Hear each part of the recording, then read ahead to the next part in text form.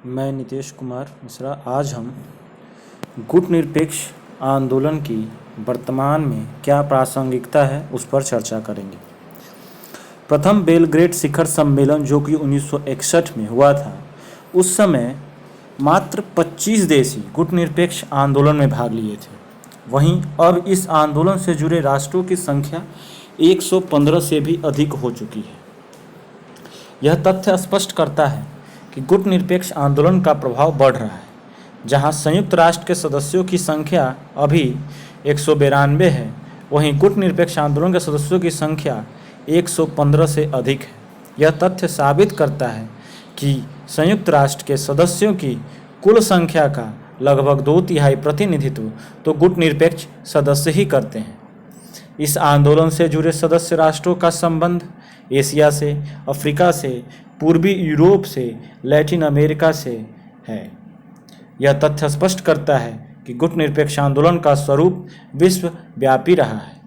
यह सभी गुटनिरपेक्षता को उत्साहित करने वाले आंकड़े हैं, लेकिन आज गुटनिरपेक्षता के सामने कई प्रकार की चुनौतियां भी हैं, जैसे विश्व की आर्थिक, सैनिक, तकनीकी महाशक्तियों द्वारा सदस्य राष्ट्रों पर सैन्य दबाव डाला जाना एक बड़ी चुनौती है। हिंद महासागर में, कैरेबियन सागर में, उत्तरी अटलांटिक क्षेत्र में महाशक्तियों के सक्रिय गतिविधियां भी गुटनिरपेक्ष आंदोलन पर नकारात्मक असर डाल रही हैं। यह एक बड़ी चुनौती है। दूसरी बड़ी चुनौती के रूप में हम देखते हैं कि गुटनिरपेक्ष देशों का पारस्परिक तनाव भी महाशक्तियों के लिए अधिक अनुकूल है। चाहे भारत पाक तनाव हो, चाहे भारत बांग्लादेश तनाव हो, चाहे ईरान इराक तनाव हो, चाहे ईरान कुवैत तनाव हो, पश्चिमी एशिया संकट हो, चाहे पेरू एक्वाडोर सीमा विवाद हो, चाहे चिली अर्जेंटीना सीमा विवाद हो, ग्वाटेमाला बेलिज सीमा विवाद हो, श्रीलंका संकट हो, चाहे चीन ताइवान विवाद हो, समस्त विवाद महाशक्ति को अनुकूलता प्रदान करती हैं। आखिर गुटनिरपेक्ष आंदोलन क्या करे? अभी यह एक सबसे बड़ी चुनौती है। अगली चुनौती के रूप में हम देखते हैं कि तृतीय दुनिया के देशों को आर्थिक पिछड़ापन, तृतीय दुनिया के देशों का आर्थिक पिछड़ापन भी गुटनिरपेक्षता को प्रभावित कर रहा है। सभी देशों को महसूस हो रहा है कि वे आर्थिक सहायता और ऋण भुगतान के लिए Asian development bank, Indian monitoring fund, विश्व बैंक और G7 जैसे राष्ट्रों से आसान शर्तों पर कर्ज ले, मदद ले। इसलिए ऐसी समस्या ने गुटनिरपेक्षता के समर्थक राष्ट्रों को आर्थिक महाशक्तियों का पिछलग्गू बनने को बाध्य किया है। गुटनिरपेक्षता आंदोलन क्या करे? गुटनिरपेक्षता के सामने यह एक बड़ी चुनौती है। गुटनिरपेक्षता आंदोलन से जुड़ने वाले देशों की संख्या लगातार बढ़ रही है। यह अच्छा लगता है, लेकिन जिस समय गुटनिरपेक्ष आंदोलन की शुरुआत हुई थी, उस समय इस आंदोलन से जुड़ने वाले समस्त राष्ट्र अविकसित थे। इसलिए विकास स्तर के मुद्दे पर सबकी समान स्थिति थी। इसलिए सबके सब सदस्य आंदोलन को एक ही दिशा में ले जाने को तैयार थे। लेकिन अब स्थिति भिन्न है। इस आंदोलन से जुड़ने वाले राष्ट्रों की संख्या भले 115 प्लस हो गई हो, इनमें सब के सब विकास के स्तर पर एक समान नहीं है। कुछ अविकसित हैं, कुछ विकासशील हैं और कुछ पूर्ण विकसित होने की ओर है। इसलिए इस आंदोलन के सदस्य देशों के भीतर ही हितों की टकराहट बढ़ गई है।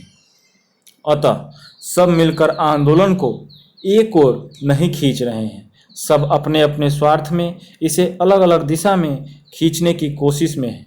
आंदोलन के सामने यह एक बड़ी चुनौती है। जिस समय गुटनिरपेक्ष आंदोलन की शुरुआत हुई थी, उस समय कोई वैश्वीकरण की अवधारणा नहीं थी। लेकिन 1950 के बाद की दुनिया बदलती चली गई। अब दुनिया उदारीकरण, निजीकरण, वैश्वीकरण के दौर में है और ऐसे दौर में अविकसित राष्ट्र बनाम विकासशील राष्ट्र बनाम विकसित राष्ट्र के संघर्ष के मायने बदल गए हैं। अब पुराने तरीके से दूरी बनाए रखने का औचित्य नहीं रह गया है। आखिर ऐसे माहौल में गुटनिरपेक्ष आंदोलन क्या करे? यह एक गंभीर चुनौती है। इन सभी चुनौतियों को महसूस करके ही आलोचकों ने गुटनिरपेक्षता नीति के भविष्य पर प्रश्न चिन्ह लगा दिया। आलोचकों का दावा है कि औपनिवेशवाद साम्राज्यवाद से अब भला क्या औचित्य। एशिया, अफ्रीका, लैटिन अमेरिका क्षेत्र तो अब सब स्वतंत्र हो गए हैं। यहाँ तक कि नामीबिया, पूर्वी तिमोर भी स्वतंत्र हो गया है।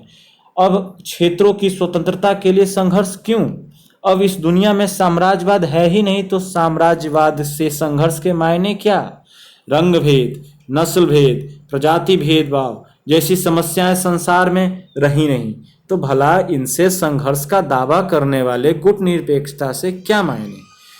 यूएसएसआर का बिखराव हो गया, वर्सा पैक्ट समूह का विखंडन हो गया, सोवियत ब्लॉक का अंत हो गया, सोवियत संघ अब है नहीं, शीत युद्ध अब है नहीं, द्विध्रुव अब है नहीं, दो ध्रुवों के समान दूरी बनाए रखकर स्वतंत्र विदेश नीति के अवलंबन की बात अब रही नहीं।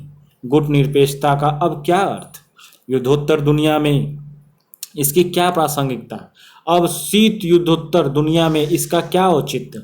फरवरी 1992 में गुटनिरपेक्षता आंदोलन के विदेश मंत्रियों की बैठक मिस्र में हुई तो स्पष्टता अपील ही कर दिया गया कि इस आंदोलन को एक ध्रुवीय विश्व में अब समाप्त कर दिया जाना चाहिए। लेकिन हम ऐसे निष्कर्षों से सहमत नहीं हो सकते हैं। गुटनिरपेक्ष आंदोलन की अभी तक की उपलब्धियां काफ़ी उत्साहवर्धक और संतोषजनक रही है, लेकिन अभी इसकी प्रासंगिकता समाप्त नहीं हुई है। युद्धोत्तर दौर की चुनौतियां अलग थीं, अब शीत युद्धोत्तर दौर की चुनौतियां अलग हैं। चुनौती मुक्त संसार में हम अभी सांस नहीं ले रहे हैं। द्विध्रुवीय विश्व की चुनौतियां अलग स्वरूप की थी, एक ध्रुवीय विश्व की चुनौतियां अलग स्वरूप की हैं। राजनैतिक आर्थिक साम्राज्यवाद भले ही ढह गया हो, लेकिन आर्थिक साम्राज्यवाद का नया फैलाव हो रहा है। पूरी तौर पर मुस्कुराने के दिन अभी नहीं आए हैं, अतः गुटनिरपेक्षता आंदोलन को भंग अभी नहीं किया जाना चाहिए। गुटनिरपेक्षता आंदोलन के स्वरूप और लक्ष्य में अभी बदलाव नहीं हुए हैं, इसकी प्रासंगिकता अभी भी है। निसंदेह 1990 के बाद की दुनिया में साम्यवादी देशों का बिखराव हकीकत बनकर उभरा। सोवियत संघ का पूरी तरह विखंडन हो गया, वर्सा पैक्ट समूह का समापन हो गया, दो ध्रुव का अंत हो गया, 4 दशकों तक चले शीत युद्ध का भी समाप्ति हो गई। लेकिन उसके बाद एक ध्रुवीय विश्व का सच भी आ गया और अमेरिका प्रभुत्व में भारी इजाफा हो गया। कुवैत संकट, इराक घटना, ईरान प्रसंग, कोरिया मुद्दा, अफगानिस्तान संकट, पनामा संकट, होंडुरास संकट, ग्रेनाड संकट, सबके बेहतर आकलन से स्पष्ट होता है कि एक ध्रुवीय विश्व में अमेरिकी प्रभुत्व ने भारी बढ़ोतरी हुई। यूनाइटेड नेशन ऑर्गेनाइजेशन जैसी संस्था ने विश्व संस्था होने का गौरव लगभग खो दिया है।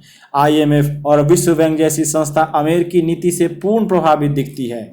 गैट, तटकर नीति, पेटेंट नीति, NPT, CTBT के माध्यम से USA तमाम विकसित देशों पर अनावश्यक दबाव डाला जा रहा है। एक ध्रुवीय विश्व में अमेरिकी प्रभुत्व का स्वरूप हाल के दिनों में बेहद नकारात्मक हो गया है, अतः यह बेहद आवश्यक है कि अमेरिका प्रभुत्व को नियंत्रित किया जाए, यूनाइटेड नेशन को विश्व संस्था बनाए रखा जाए, विकासशील देशों का साझा मंच सक्रिय रहे, अविकसित राष्ट्रों और विकासशील राष्ट्रों की एकजुटता और सामूहिक सुरक्षा की भावना का सही प्रदर्शन हेतु साझा मंच बनाए रखा जाए। इन 4 उद्देश्यों के लिए अभी भी गुटनिरपेक्ष आंदोलन की प्रासंगिकता इस संसार में है, अतः इससे इनकार नहीं किया जा सकता है। 20वीं सदी में विश्वव्यापी स्तर पर 2 भीषणतम युद्ध देखा है, प्रथम और द्वितीय विश्व युद्ध। दोनों विश्व युद्ध मुख्य रूप से राजनीतिक स्वरूप के थे। उम्मीद है अब ऐसा स्वरूप के विश्व युद्ध भविष्य में नहीं होंगे, लेकिन आशंका है कि बदले हुए संदर्भ में 21वीं शताब्दी में विश्व स्तर के आर्थिक युद्ध ही होंगे। आर्थिक युद्धों की आशंका से विश्व भर के आलोचक इनकार नहीं करते हैं। आर्थिक दृष्टि से समृद्ध राष्ट्रों के गुट उभरकर प्रतिस्पर्धी से बढ़कर प्रतिद्वंदी बन जाएंगे। इससे विकासशील राष्ट्रों और अविकसित राष्ट्रों के हितों को सीधा खतरा पहुंच जाएगा। इस खतरे को न्यूनतम स्तर पर पहुंचाने की जरूरत आज की दुनिया में है। इसके लिए आवश्यक है कि विकासशील राष्ट्रों का सक्रिय साझा मंच हो, विकसित और विकासशील राष्ट्रों का सक्रिय साझा मंच हो, अविकसित विकासशील और विकसित होने की ओर बढ़ रहे राष्ट्रों का साझा मंच सक्रिय रहे। इस आवश्यकता के अनुरूप ही आज की दुनिया में G15, G77 नाम की सक्रियता है। अतः यह स्वीकार करना पड़ता है कि अतीत में गुटनिरपेक्ष आंदोलन की उपलब्धि शानदार रही है, वर्तमान में उसकी प्रासंगिकता भी बरकरार है और भविष्य में उसका औचित्य भी दिखता है। युद्धोत्तर दुनिया में केवल पुनर्निर्माण विकास की सर्वाधिक अहम भूमिका थी। विकसित राष्ट्रों के लिए, विकासशील राष्ट्रों के लिए और अविकसित राष्ट्रों के लिए यह गंभीर विषय था। ऐसे गंभीर विषय पर हित की टकराहट अधिक नहीं थी, लेकिन आज शीत युद्धोत्तर दुनिया में विषय में स्वरूप में परिवर्तन आ गया है। विकसित राष्ट्र केवल पर्यावरण संकट की दुहाई देते हैं, ओजोन परत में छिद्र, ग्लोबल वार्मिंग का डर दिखाते हैं, मृदा संरक्षण, वन संरक्षण का दबाव डालते हैं, औद्योगिक कचरे के निष्पादन के लिए निर्देश जारी करते हैं। लेकिन विकासशील और अविकसित राष्ट्रों के सामने केवल पर्यावरण संकट ही गंभीर विषय नहीं है, यहाँ विकास के साथ साथ पर्यावरण संकट विवेच्य है। अतः विकास बनाम पर्यावरण सुरक्षा मुद्दे पर विश्व के देशों में हितों का द्वंद्व आज की दुनिया का सच है। यदि गुटनिरपेक्ष आंदोलन जैसी संस्था को समाप्त कर दिया जाए तो निसंदेह यह विकसित राष्ट्रों का समूह अपने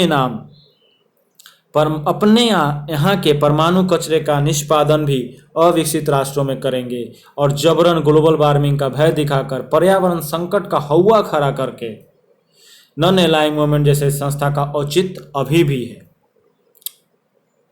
विकास के साथ साथ पर्यावरण संकट का नारा भी इस संसार में लोकप्रिय हो रहा है। नॉन अलाइंग मूवमेंट का अस्तित्व आवश्यक है पर्यावरण संकट के नारा को मजबूत करने में। आलोचक भले ही यह दावा करें कि शीत युद्ध युद्धोत्तर दुनिया में साम्राज्यवाद नहीं है, लेकिन वर्तमान में सच यही है। पुराना राजनैतिक स्वरूप का साम्राज्यवाद जरूर ढह गया है, लेकिन साम्राज्यवाद आर्थिक शक्ल लेकर नए कलेवर में आज भी ताकतवर है। भले आलोचक यह दावा करे कि आज की दुनिया में रंग भेद नहीं है, लेकिन यह सच यही है, केवल रंग भेदी सरकार इस दुनिया में नहीं है। नस्लीय दुर्भावना, प्रजातीय घृणा, सामाजिक भेदभाव, धार्मिक राजनीतिक भेदभाव, आरक्षण, लिंग डिस्क्रिमिनेशन, सेक्स डिस्क्रिमिनेशन, शरणार्थी समस्या, अल्पसंख्यक समस्या, तस्करी समस्या, नशाखोरी, राज्य प्रायोजित आतंकवाद, सब कुछ नए कलेवर में आज अधिक सशक्त है। क्या इन सब से जूझने के लिए विश्व स्तर का कोई साझा मंच नहीं होना चाहिए क्या? निसंदेह होना चाहिए। जब तक संसार में गरीबी है, अशिक्षा है, रंग भेदी भावना है, क्षेत्रीय पिछड़ापन है, साम्राज्यवाद की विरासत है, न्यूक्लियर शस्त्रों की होड़ है, सशस्त्रीकरण है, आतंकवाद है, ड्रग्स तस्करी है, बाल श्रम है, ऋण समस्या है, विकास बनाम पर्यावरण की लड़ाई है, दो विश्व युद्ध की विरासत का प्रभाव है, महाशक्ति की दादागिरी है, अंतर्राष्ट्रीय शांति के ऊपर खतरा है।